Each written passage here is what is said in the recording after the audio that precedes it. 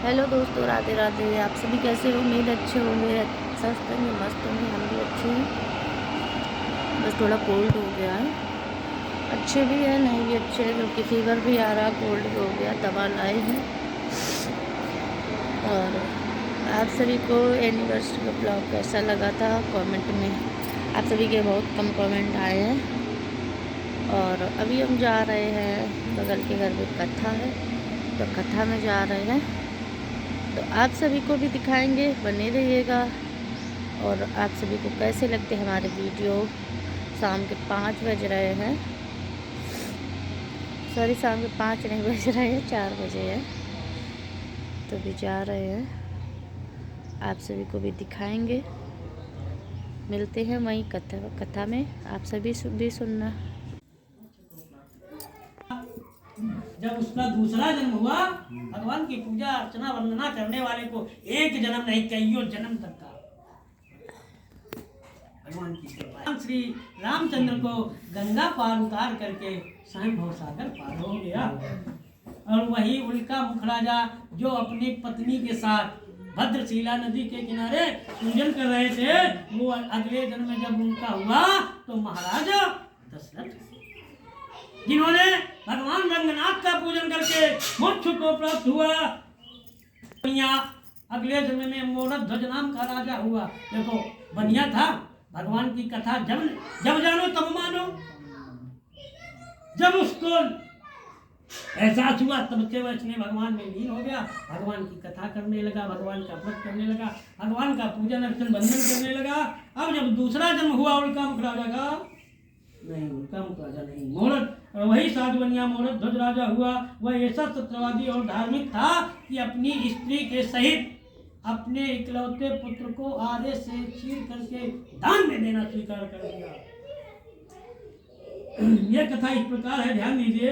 एक बार भगवान ने विचार किया कि मोरद ध्वज राजा बड़ा ही सत्यवादी है, क्यों न इसकी परीक्षा ले लेनी चाहिए। अर्थात मोरद ध्वज राजा ने अपने साथ अर्जुन को लिया। अर्जुन से कहा कि कुछ दिन क्षण के लिए तुम्हें सिंह बनना है। और भगवान स्वयं एक वृद्ध रूपी ब्राह्मण का रूप धारण किया, और भगवान ने, श्री कृष्ण ने वृद्ध रूपी ब्राह्मण का रूप धारण किया और अर्जुन को सिंह बना दिया। सिंह बना करके वह मोरद ध्वज राजा के समीप उनके घर पहुंचे।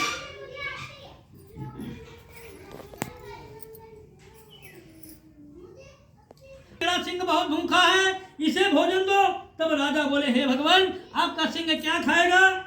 तो भगवान ने उत्तर दिया, भगवान अर्थात वृद्ध रूपी ब्राह्मण ने उत्तर दिया कि तुम्हारे इकलौते पुत्र के दाहिने अंग का मांस खाएगा, और शर्त यह है कि तुम पति पत्नी दोनों मिलकर के आधे से चीरो।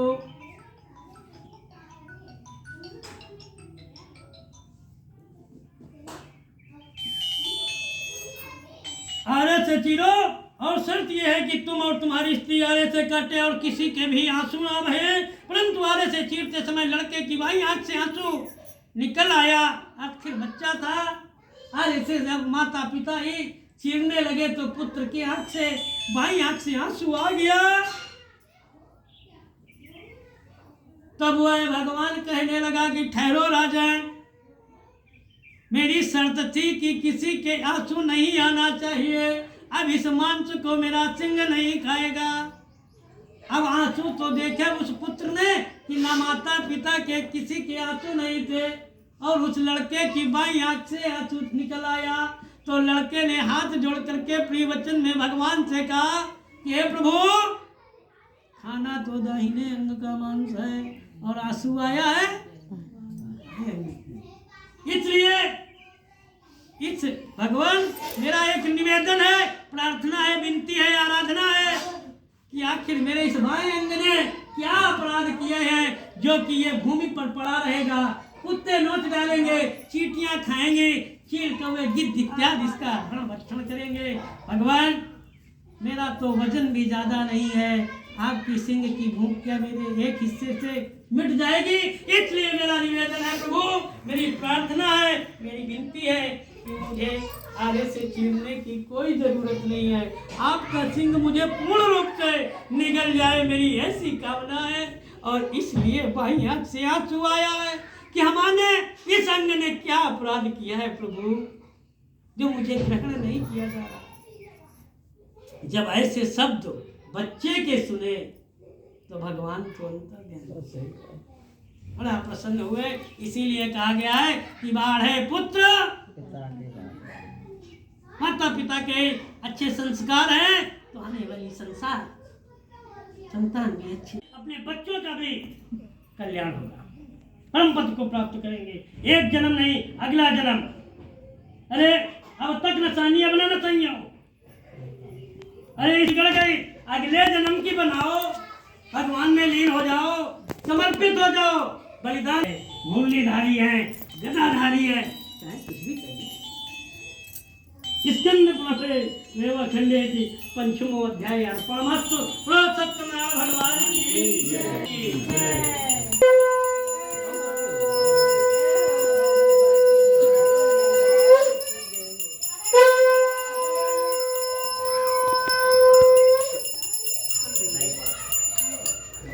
वाला पाठ करो, थोड़ा सा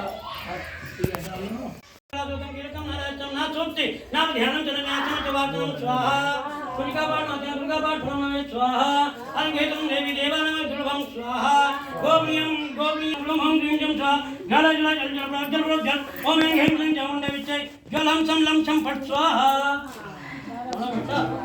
ओम ऐं ह्रीं क्लीं चामुण्डे विच्चे ग्लुमं ग्लीं जल जल जल जल जल जल ओम ऐं ह्रीं क्लीं चामुण्डे विच्चे जलं सं लं फट स्वाहा।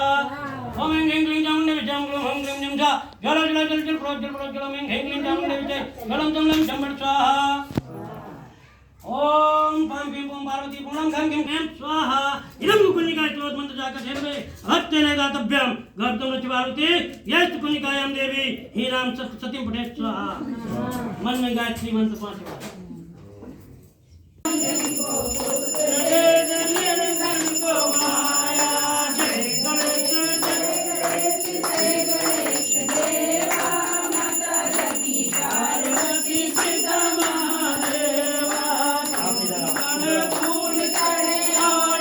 हेलो दोस्तों, अब हम आ चुके हैं घर, कथा से वापस आ चुके हैं। और आप सभी को कैसी कथा लगी कमेंट में ज़रूर बताना।